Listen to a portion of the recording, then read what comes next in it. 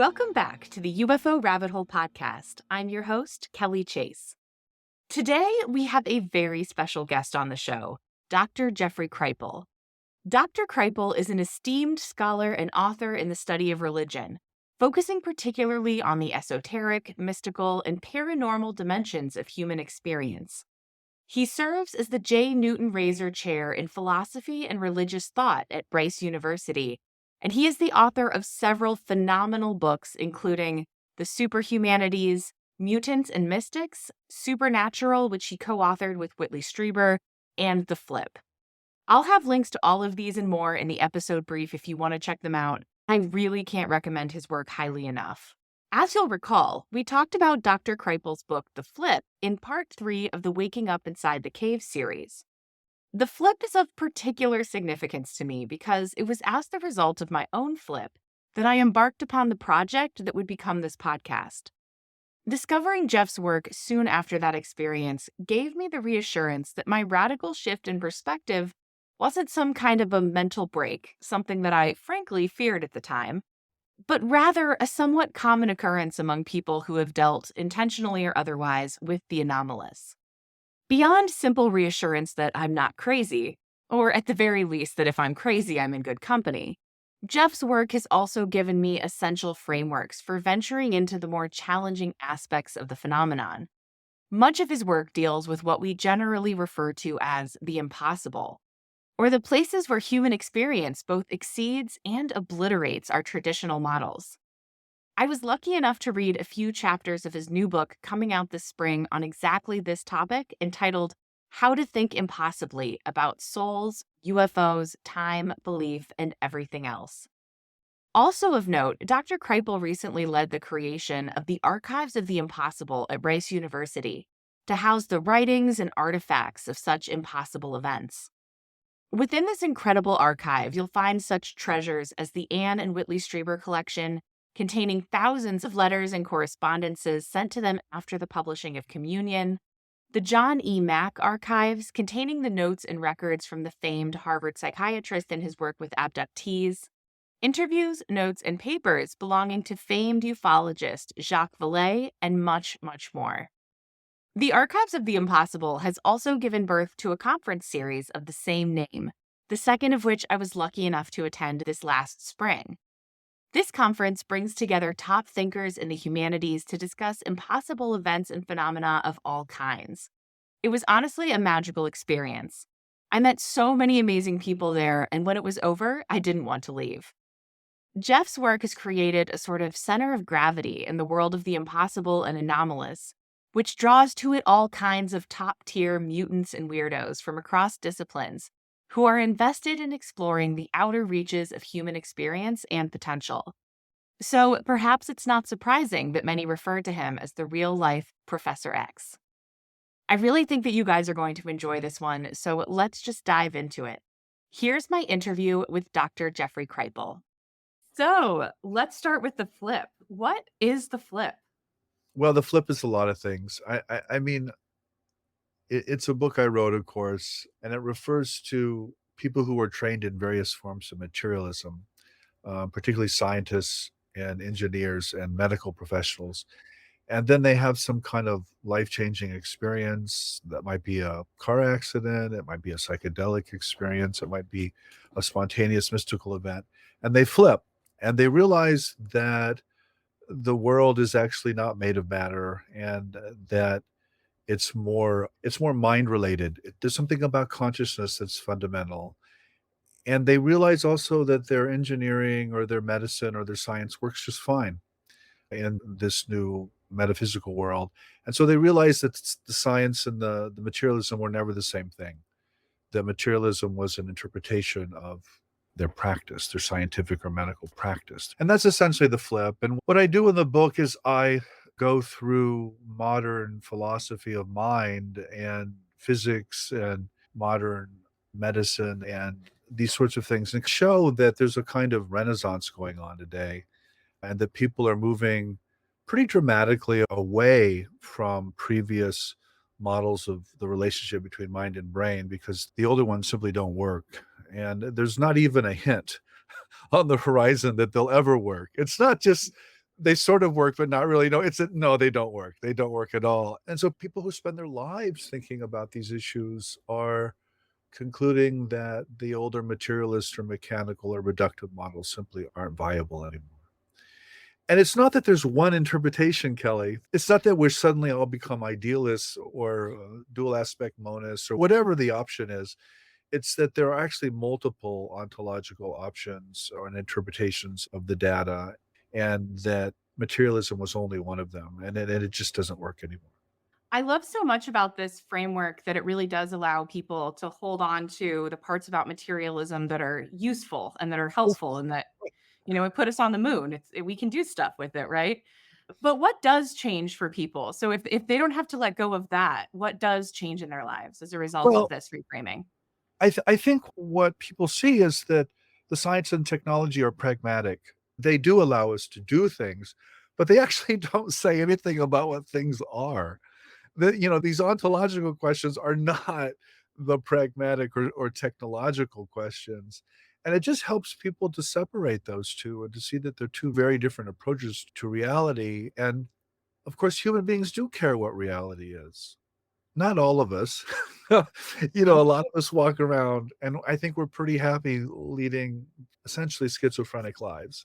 We rely on the medicine and the science and the technology every time we go to the refrigerator, but we actually don't worry about it and don't think about it. We live in some other kind of psychological or religious or cultural world, and we never put those two things together.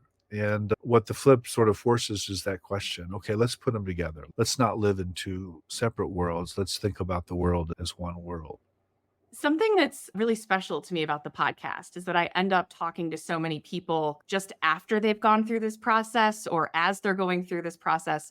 And it seems like the thing, and I saw this in myself as well, that's the hardest to give up is kind of this certainty that you know what life is and what the universe is and what you are. And I'm very aware of the vulnerable place that that puts people in because a lot of people, once they've gone through this, are looking for a kind of certainty that they no longer have. So, what advice do you have for people who are in that place and how do they approach that? Let it go. My advice really is just let it go. I mean, so much of higher education, certainly in the humanities, is about what we call ambiguity or uncertainty or, holding the question and not landing essentially. And if you want to land, if you need certain answers, just don't do this. Don't go here. Don't ask these questions because you're going to land in uncertainty and ambiguity and paradox. And that's just not comfortable for some people, and I understand that. I've tried to make the argument over the years, Kelly, that this is not actually for everyone. I sometimes use the word elitist because I think it's accurate. I don't mean it to be elitist. I'm just like, it's an observation really that some people can do this and a lot of people can't do this, frankly. And I see that every day in the classroom. I see that in the public, and I think it does us well to understand that and to accept that. And then, when people who have flipped look around and other people aren't flipped, they don't get frustrated. They're like, oh, that's just the way the world works. And that's the way human beings are. And there's a kind of compassion there. There's a kind of acceptance of the situation, I think. So that's a long answer to your short question. I don't know if it's good news or bad news or neutral news, but you do have to work through it and you do have to come to some degree of acceptance. And I think, again, education allows us to do that in the classroom with young people, but we don't have as many social spaces in our culture for doing that, after we leave education and we become adults. And we really do think about these questions. Young people, by the way, don't always think about these. They're at a different place in life and they have different interests and they should have different interests. I don't, again, hold them. They're not bad people for worrying about careers and whom to have sex with and who to marry or not to marry or whatever they're going to do or not do. That's just a different place in life. And I think these deeper questions, these ultimate questions often come to us later. That makes a lot of sense. This work has put me in touch with what I see to be a very rare breed of person and a type of person that I actually have a lot of respect for, which is people who have not had any kind of anomalous experience, but are really attempting to grapple with this stuff from an intellectual place. And I often get the question from people, how do you trigger a flip in yourself? Like, how do you get there? So, do you think there are things that people can do or ways that they can think that would make them more susceptible to having this kind of a transformation? So I get asked that question a lot. Um, Like that. yeah, my quick answer is psilocybin helps actually a lot. DMT will do it. I don't recommend them. I actually don't know if I even recommend the flip. I am of the strong persuasion that if you look at flips in people's lives, they usually happen in traumatic contexts. A near death experience, by definition, is traumatic. I mean, someone almost freaking died. You don't get a near death experience without coming really close to death. So I think a lot of situations are like that. I think actually psychedelic states are extremely traumatic to the brain and the social person. I think a lot of meditative disciplines are essentially designed to be traumatic to the social ego. So, that's just a long way of saying I think any model we develop of the flip has to explain or understand why people don't flip as well as why people do flip. And I do that through something called the filter thesis. I think the relationship between the mind and the brain is complicated, and that the brain and the body are essentially filters or translators of mind or consciousness that exists way beyond us as individuals. But that we only access that mind or greater consciousness in moments of trauma or when the brain and body begin to break down.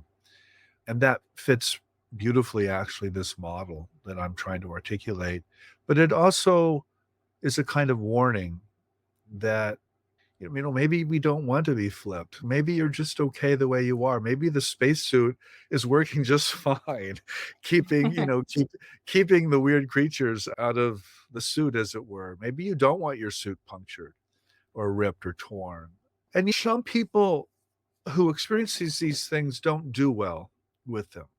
It can destroy and destruct as well as it can be benevolent or redemptive. And a lot of these experiences, frankly, are very negative. And the reason for that is again, this filter thesis. You don't actually experience these things until something starts not to work so well.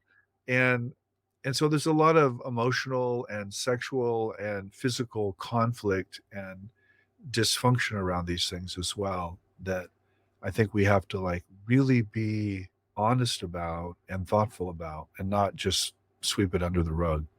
Absolutely. So UFOs can often serve as that thing that kind of punctures the suit. Yes, And yes, they can. yeah. And as someone who spends a lot of time thinking about religion and UFOs and spiritual encounters and these sorts of things, I know that there are a lot of people in the community who are very resistant to any kind of comparison between religion and UFOs or any kind of spirituality seeping into that space. And I'd love to just hear your thoughts on that.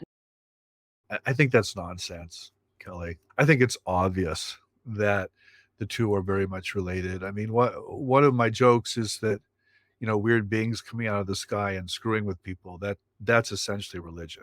And that's also the UFO phenomenon, whether people want to recognize that or not.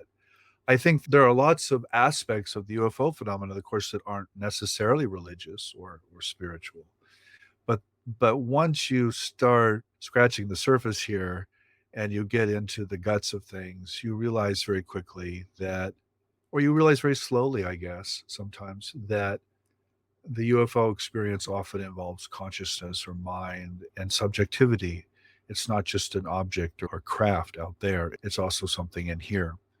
So I think that they're not just comparisons. I think it's just obvious that they're related. I think what we call the UFO today is our very science fiction-y, technologically soaked language, and that our ancestors would have certainly spoken of demons and gods and angels and other sorts of things, because that's how they talked about these things. And I'm not presuming, Kelly, that our ancestors were correct, but neither am I presuming that we are correct. I want to throw both frameworks into question. And That's why I love the UFO phenomenon. It's not because I understand it, it's because I don't understand it, and I don't think anybody else does either. I think people who say they know what it is, they're just bullshitting, either themselves or other people. So that's essentially a quick answer to your question. No, I absolutely agree. Something really interesting that you see on the flip side of the people who are just really resistant to the religious or spiritual side of things is that people will see that connection and then they go to this place where they're drawing really hard conclusions that either UFOs are literally angels and demons or that angels and demons are literally UFOs. And I was wondering if you could talk a little bit about like better way forward. Yeah, so that's precisely what I'm criticizing here. That's where comparison, I think, takes one, is in this third space that is neither religious nor scientific. I think, look, when people, and there's a very well known television show here, which I won't name, but when people take this sort of ancient astronaut or alien hypothesis and they jam it back into everything that happened in prehistory, I think that's just mistaken. I think it's just presuming that our own present mythology is somehow ultimate or correct. And now we can understand all of the primitive mistakes that our silly, stupid ancestors made, right? That's essentially the argument. I'm exaggerating it, but not too much. The other direction is equally, I think, mistaken. It's to presume some kind of past religious worldview, say the Bible or whatever your religious worldview is, and then reading it into the present UFO encounters and abduction experiences. I think that's equally mistaken and equally dangerous, frankly. And so the question is, well, what do you think, Jeff? What the heck's going on? And again, I don't know what's going on, and neither do you. And so let's sit with the phenomenon. Let's begin with the phenomena themselves and not presume some kind of interpretation that our ancestors had or that we have in 2023. I mean, what we know from the history of science, and we know a lot about the history of science, by the way, is that it's never right. You know, the science changes dramatically every 20 or 30 years. And the idea that we just happen to have it right today is what we call presentism in the history of science. And it's just always wrong. It's always wrong, Kelly. And, so let's not do that. Let's just stop doing that. And let's be humble and let's be more honest about these things. And I think we are. I don't think we're being honest as a culture. I think we're being very dishonest about the phenomenon. Yes, that strikes me as very true. Well, that dishonesty, it's not necessarily intentional or conscious either. I guess I got to qualify that. But I think the culture or the public media representation of the UFO phenomena is profoundly dishonest and profoundly disinforming and misinforming. But I think a lot of that is quite honest and conscious, but it's just misinformed. Right. No, I think that makes a lot of sense. We've been talking a lot about Whitley Strieber in the last couple episodes of the podcast, someone that I know you know well and have worked with.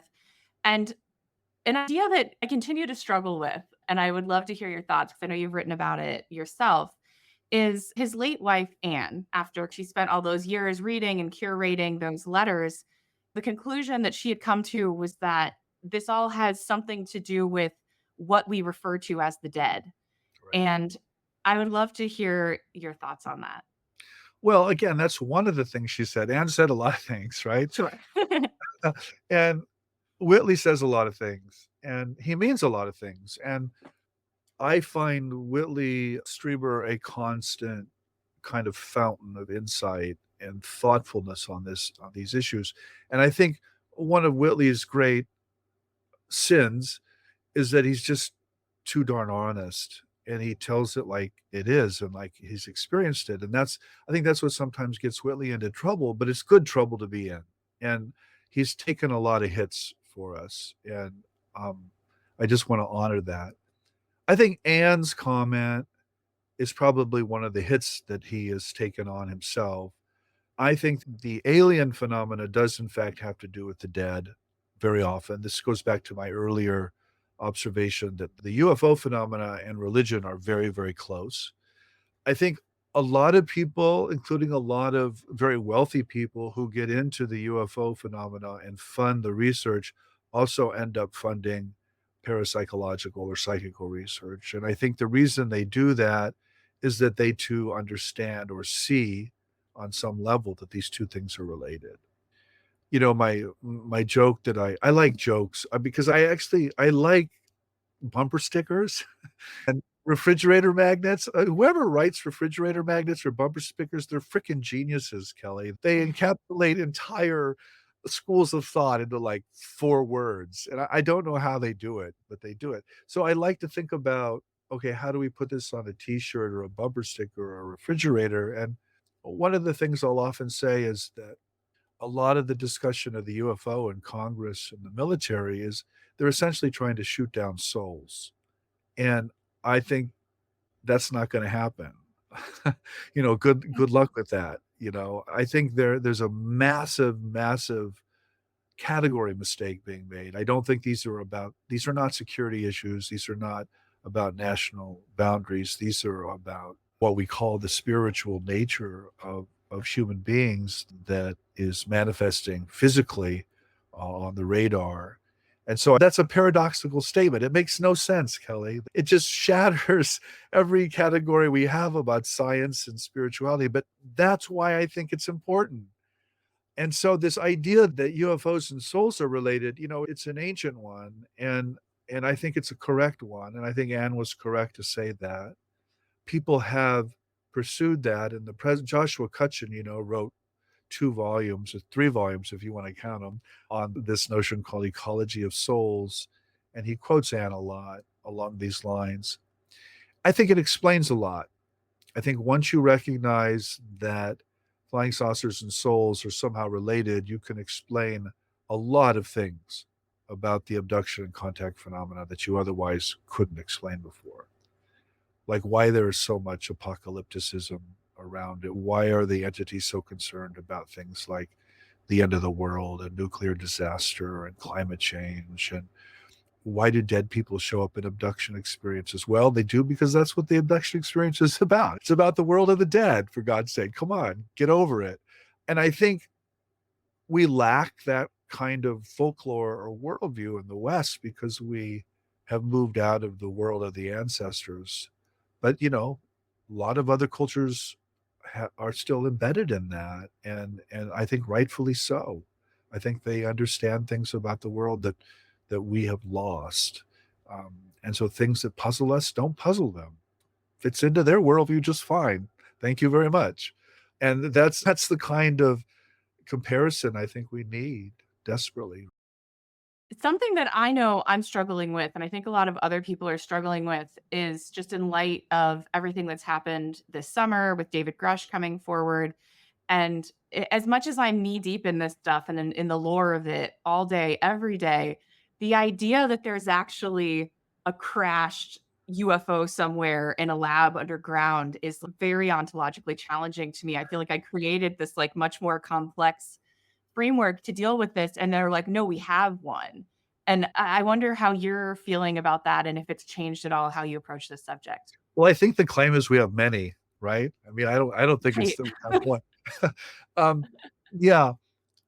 So no, it hasn't changed anything, certainly about when I think about this. My argument is not that there's not a scientific or technological or physical component of this. My argument is that there's also a spiritual, mental, or psychic component to it, and that you need both of those poles to really understand what's going on. So if you know we had the smoking gun and there's the craft or there's the body, it actually would not change my views of the double nature of the phenomenon.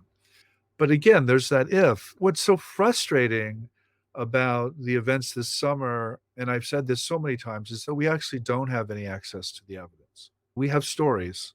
We don't have the resurrected body, to speak in Diana Pasulka's terms. There are relics, but they are ambiguous, and researchers like yourself or myself are not actually allowed to get to these files or these craft or these bodies. And as a researcher, I can tell you that makes me very suspicious. You know, when I read a book, I want to see the footnotes or the endnotes, and I want to be able to go to the same sources that the person went to, and I want to come to my own conclusion. And you just can't do any of that here.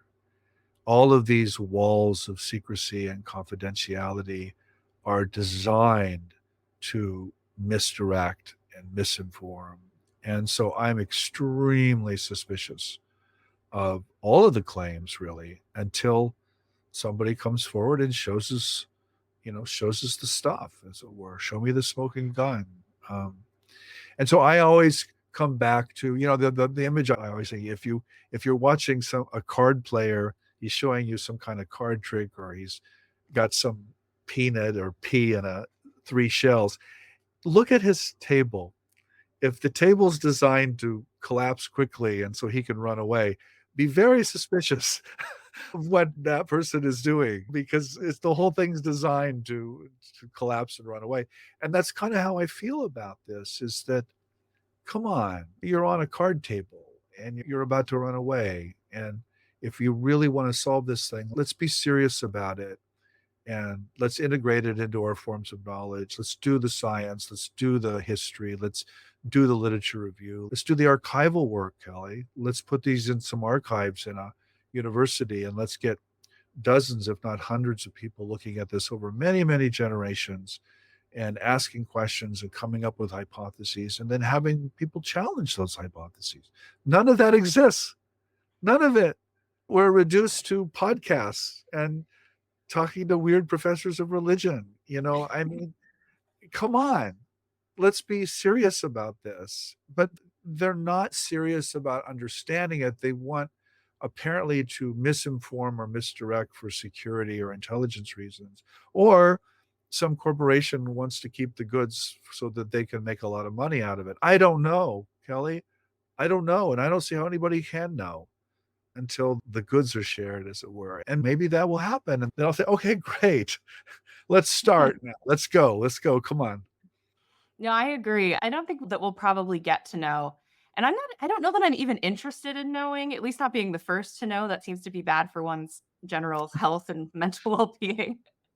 But it does seem like there are other ways to approach it, which we've been kind of tackling in the podcast, in terms of talking about what technology is, because, this kind of ontological shock that I'm having and that I'm grappling with, between how can there be this thing in a lab somewhere, they actually have these things, that maybe I'm not understanding fully what technology is. And so we've been talking a lot about Heidegger and Nietzsche and kind of going down that road. And it seems like philosophy might actually provide us more of a window into this than we could have if we had one right in front of us. I just wonder if you could actually recommend any other things that I should read in that vein that I could share with the audience as we move forward. Well, I agree with you. I mean, again, this has been my soapbox, is that you actually need humanists in the mix here, and quit hiring all these astrophysicists and talking to all these fighter pilots. I mean, keep doing that. Keep hiring the astrophysicists, talk to the fighter, but for goodness sake, get some historians and get some anthropologists and get some scholars of religion and get some people in there who actually know something about these deeper issues, because whatever this thing or things are, they are going to force a lot of really profound questions about who we are and what our place in the universe is. And so I do think there's a there, Kelly. Again, I hope I'm not being heard as saying that there's nothing there. I do think there's a there, but I think it's so ontologically shocking, to use John Mack's term. We can come back to that, by the way. It's so shocking to our sense of reality that I think we need the philosophers and we need the historians to come in and help us. And it's not that they have the answers either, Kelly. I'm not suggesting they do either, but they can help us to ask better questions. And I think that's what we need so desperately to do right now. We need better questions. We do not need answers, because we don't have any. And people who say they have answers, again, they're just lying either to themselves or to the people they're saying that to. Now, in terms of people thinking about this, yeah, there's a lot of people thinking about these things. I mean, we did 2 conferences at Rice here called Archives of the Impossible, and 1,700 people registered for the first one, and we had over a quarter of a million views of our plenaries. And for each of these events in 2022 and 2023, I personally invited about 25 people who I thought had something to say from the academy, mostly on this, and they did. And that came from everything from philosophy to physical anthropology to Black critical theory to Tibetan Buddhism to the history of Christianity to medieval mysticism, you name it. These people all had something to say about the phenomena. So I'm of the opinion the riches are already there, but you're not using them. And by you, I don't mean you, Kelly. I mean NASA should be hiring these people along with the cosmologists and the physicists, and they're not. And the reason they're not is we are fetishizing or worshiping this kind of scientism or this kind of technology, and I think that's just a profound mistake. And I think questions like what is technology? What is science, by the way? What makes science possible? How do we know anything?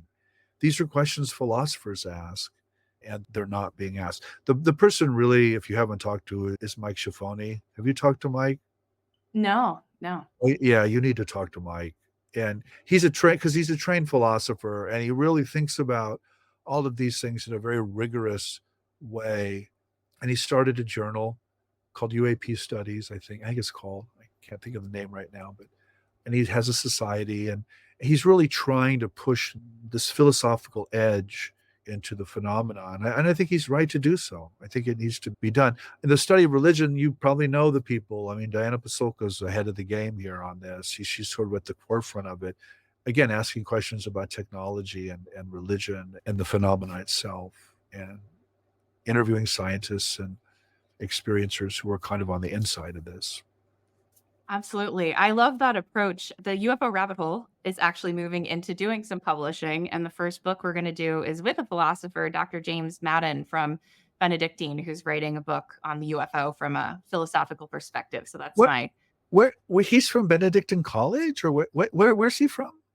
from Benedictine. Yeah. In Kansas. Oh, really? Oh Yeah. my gosh. That's close. That's close to where I grew up, by the way. That's why I'm asking. I have a cousin who went there too. 2 cousins who went there. He's writing about the UFO phenomenon from a Christian theological perspective or just No, just from a more purely philosophical perspective. I think he's a little heretical within his particular university. I'll bet he is. I'll bet good for him. Good for him. Yeah. I'll send you some chapters. I think you might really enjoy it. It's really good. Yeah, I should talk to him. I mean, again, that's what I do here at the university. I'm at a place called Rice University in Houston, Texas, and the Archives of the Impossible are some physical archives. They're actually right over here, about 100 feet away, and there's well over 1 million documents in there now. And this is what one thing I think we should be doing is studying archival material, historical material, and trying to figure out what has actually happened over the last 50, 60, 70 years and what is going on here. And I don't think we have those answers, but I think we could still apply historical and philosophical methods to those questions. Absolutely. Well, let's get out of the nuts and bolts because that's boring. Let's talk about experiencers a little bit. Something that we've been grappling with a lot on the podcast, and it's something that I've grappled with a lot in my own journey, is that there's this sort of propensity that I see a lot in the community, which is that this sort of willingness to believe in UFOs and to believe in non-human intelligence right up until the point that someone actually interacts with one, generally because those experiences are so weird and absurd and you don't know what to do with them. So I was so honored to get to read a couple chapters from your new book coming out this spring. And I thought you had a really wonderful approach to that. And I wonder if you could talk through a little bit for people who might be struggling with experiencer narratives, like how to deal with them. So again, my own view, as you know, I'm a source of endless opinions, Kelly, and I'm Well, happy that's to great. impose my opinions on you. I think the will, and I say this a lot, the willingness to think about UFOs as extraterrestrial visits or invasions is part of the scientific, cosmological, science fiction worldview. And when you move into what actually happens in an abduction or a contact experience, it gets very weird very quickly. And it also gets very religious and very folklorish. And I think that's where we say no, because we're trained, and by we, I mean modern people, are trained to dismiss the subjective and the experiential. And we're taught to essentially honor and respect the objective and the physical. If something's real, it's physical, it can be measured, its behavior can be predicted, it can have a science wrapped around it.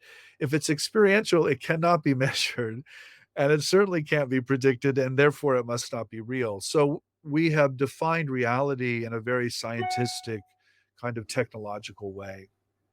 And this is why we reject the experiential accounts. Again, I think that you cannot reject these experiences. I think the experiences are at least half of the phenomena, if not more. And I think you have to begin with the study of human experience. And that's what we call phenomenology, by the way, in the history of philosophy. And so there's a whole field wrapped around it, which we're, again, not using because nobody, no, I shouldn't say nobody, but very few people take human experience as veridical. And by veridical, I mean as really pertaining to what reality is. I do. I think human experiences are often veridical, not always, and that some of the most extreme and anomalous and acute religious experiences are super veridical. They're telling us something about the ultimate nature of reality, and the public culture is simply not listening because maybe it can't. Maybe that's, again, maybe to go back to an earlier conversation, maybe that's it's designed to be esoteric or elitist. I don't know. But I agree with you. We don't take experiences seriously because we can't. We're constructed and conditioned not to. Right. Do you think if you can accept that these subjective experiences have happened to people, which I've gotten there, which is strange it took me so long because very strange things have happened to me. And yet, accepting my own experiences has been enough of a challenge. But then learning to integrate the experiences of others was a whole other one. And that's been kind of a process for me over the last few years. I feel like where I'm struggling now is in terms of looking at the contents of these experiences and what kinds of conclusions can be drawn from them. Like we talked in recent episodes about semiotics and that sort of thing. We were exploring Vallée and Davis's 6-layer model of high strangeness in UAP.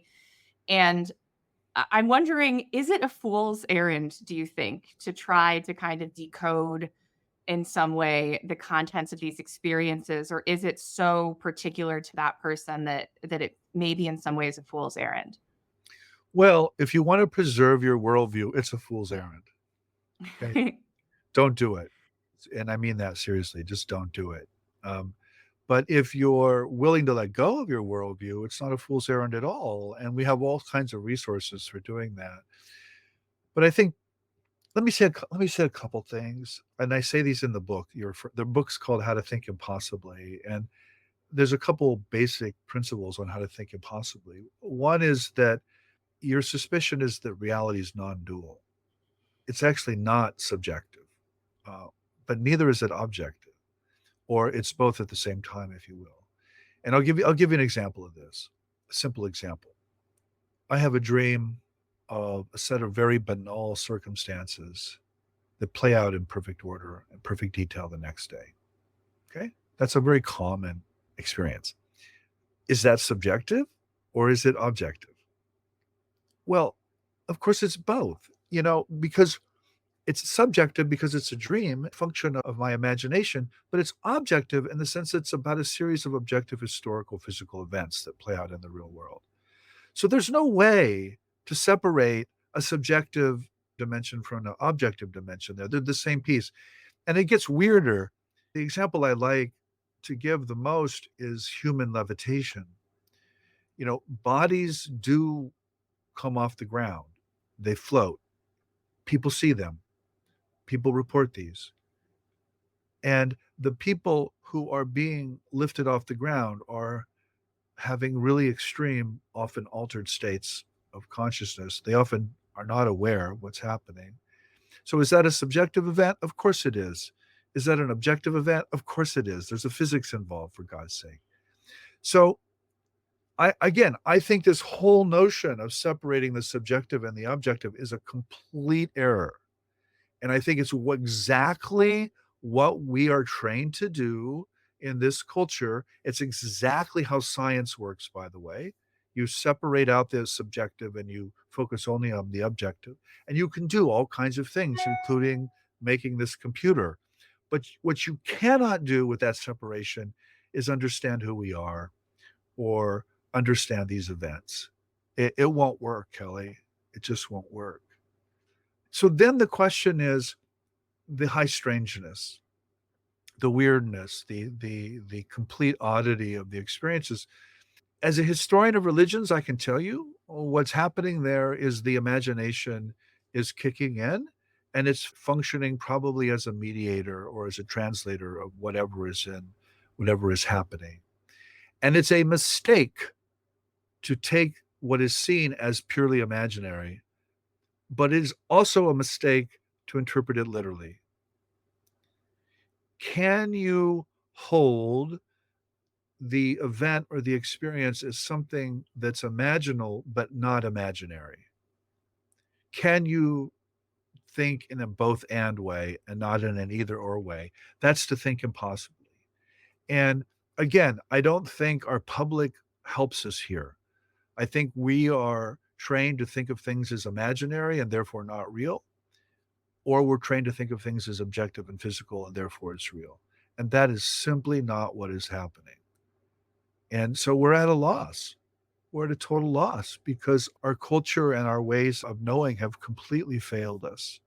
Only in these extraordinary moments, Kelly, I can go to the refrigerator now and the food's still in there and it's cold and the refrigerator works fine. The technology works fine. This computer works fine. So generally in our day-to-day kind of most of our experience, the objective kind of scientific technological stuff works just fine, but it completely breaks down in these extraordinary moments that we're talking about. And if we want to understand them, and I'm not saying we do, we have to abandon this split between the subjective and the objective. And that's a tough call. And that's a philosophical project, by the way. That's not a vague project. We know what to do and we know how to do it. We just don't think the culture has the will to do that.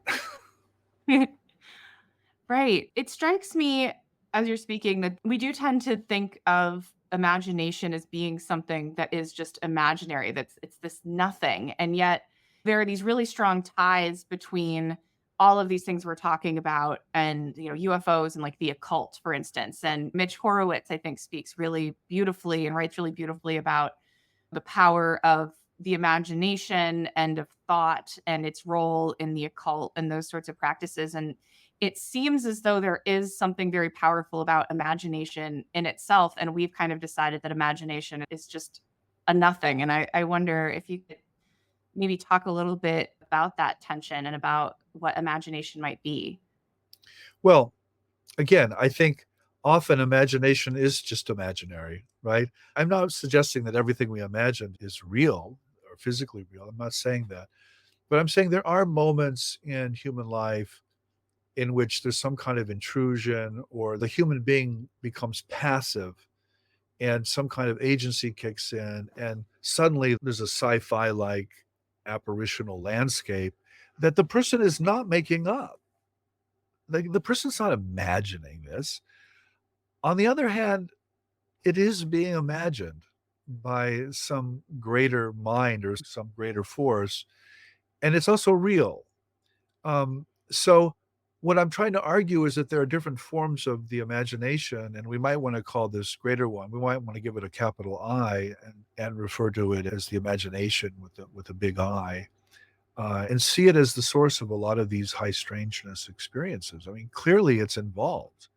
Clearly, people are not seeing random things. They're seeing things that are trying to communicate with them. Maybe not very well, but they're trying to do it. The other example I give is always a poltergeist event.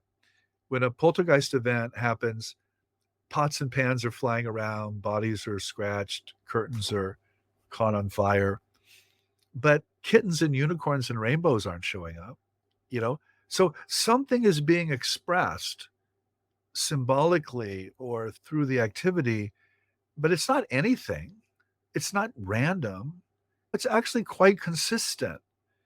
And if you look at poltergeist events, again, the consistency is these are not happy thoughts and emotions being expressed. This is somebody in deep distress and deep conflict that is expressing herself or himself or themselves in very traumatic, troubled ways.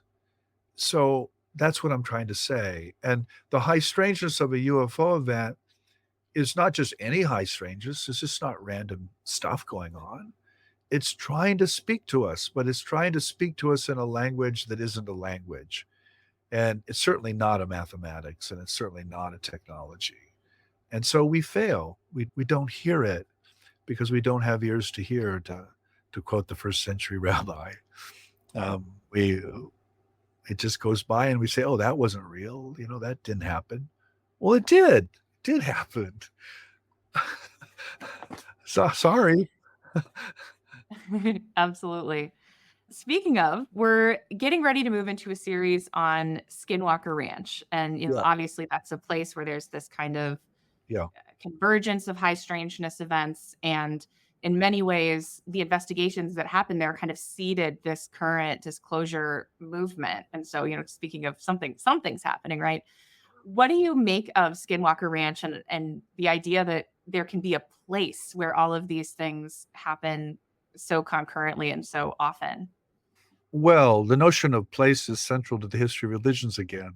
You know, there are some sites that are sacred and where the spirits speak. And certainly in this country, a lot of places with devil in their names, well, there's a reason for that. And the indigenous cultures knew this and stayed away from these places. And so it doesn't surprise me at all that there are places where the barrier's thin, as it were. The skinwalker stuff, I know some of those people really well. And one of my feelings about it today, just having watched the show, having watched the more recent shows, is that the wrong people are studying it. And I don't mean that quickly or negative, or if you take guns and security people and technology into a place like that, you're going to get a very negative response. But if you took mediums and spiritual experts and anthropologists and historians, and again, people who care about, frankly, the dead, I think you're going to get a very different response. So I think the phenomena responds to how it's interacted with. And if you interact with something suspiciously or technologically or in a military fashion, for God's sake, guess what? You're going to get a scary response back because the intelligence is mirroring you and responding to your own approach to it. So that's my feeling about it. And it's not that, again, it's not that there's nothing negative there, or that the presences are friendly, or this isn't Casper the Ghost. I'm not suggesting that. But Kelly, I'm not personally particularly nice to animals. I mean, geez, I eat animals and I participate in the slaughtering of lots of sentient creatures every day. So there's something about interspecies um, relationships that I think is really useful with the Skinwalker case. And I think we have to look long and hard at our own approach to this and our own attitudes toward it, and not just I don't think the phenomena itself is accessible. I think we can only access it through our own experience of it. And we're going to bring our own attitudes and our own beliefs and values to it. I guess that's what I'm trying to say. So I'm certainly not dismissive of the Skinwalker Ranch phenomena at all, but I am suspicious of some of the approaches. That makes sense.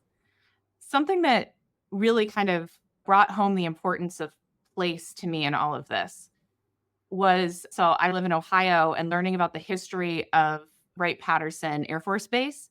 It Mhm. was literally built on Wright Field where they were doing the early experimentations with flight. And then you've got Project Blue Book, and then you've got early space program stuff, and obviously the whole Roswell mythology and all of that. And so much of it is built underground. Like if you go to Wright Pat, you have kind of this one or two, three stories tops, maybe above ground, but there's so much more below. And I had this moment where it made me think of the Temple Mount in Jerusalem, how you have these things that are all built on top of each other in the same place. And there's this kind of holy of holies, and only certain people are permitted. And it strikes me as the same behavior, both of the kind of logic behind both of those places, and this idea that like certain places become significant to us in that way.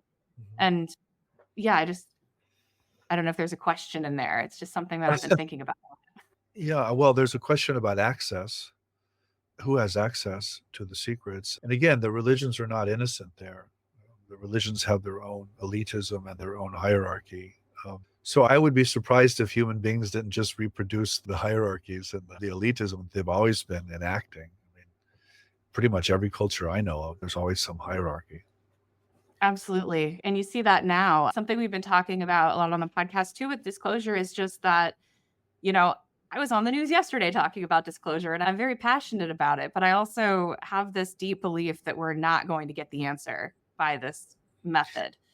Well, again, so disclosure presumes that somebody knows Right. and that this person or this committee or whatever it is going to disclose the secret. So I don't think that's true. And it's not, again, that there's not a there there. It's not that there's not something to disclose. Of course, there probably is. But the idea that we understand what it is, I think, is a presumption. And I don't actually believe that's and here's why. I mean, when I was young, when I was your age, Kelly, I thought somebody somewhere in the world actually knew the truth of things. And it was my job as a young intellectual to just read enough books and figure out who that was, and I would eventually have the answer. Okay, I don't think that anymore. And it's not because I haven't read enough books or I haven't looked hard enough. That is not the reason. I just don't think for a second that anybody anywhere has this thing to disclose, or that they understand what it is that they're disclosing. Again, maybe there is something to disclose and there is a there. I have no problem with that. I suspect that's true. But I don't think we know what it is. And so that's what I would say about disclosure. But maybe I'm wrong. Maybe they'll roll out the craft and the body, and I'm like, oh shit, I take that back, But I'll be the first to say I'm wrong, or maybe the second, I don't know. But that's how the conversation continues. That's how we understand these things is by challenging one another and respecting one another and moving on with, okay, it's not this, it's not that. Maybe it's this, maybe it's that. Let's do it.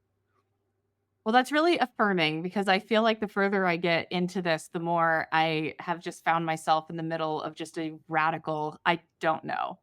And I've actually found that to be really a positive thing in my life. And I think that it's been, like you said, it's not for everyone and it can be corrosive in some ways and in certain respects. But for me, it's been really positive. And I think I'm grateful to have found myself here, to be honest. Well, your show's called the UFO Rabbit Hole, Kelly. Right. So clearly you've come to some measure of peace with the idea that we're not gonna figure this one out. It is a rabbit hole. And there's probably a rabbit hole inside a rabbit hole inside a rabbit hole here. Absolutely. Well, that feels like a really good place to leave it. Jeff, thank you so, so much for coming on the show. This was an absolute pleasure and an honor, and I'm just so grateful to you for making the time. Well, Kelly, thanks for having me. It's good to see you again, by the way. Yes, this has been wonderful.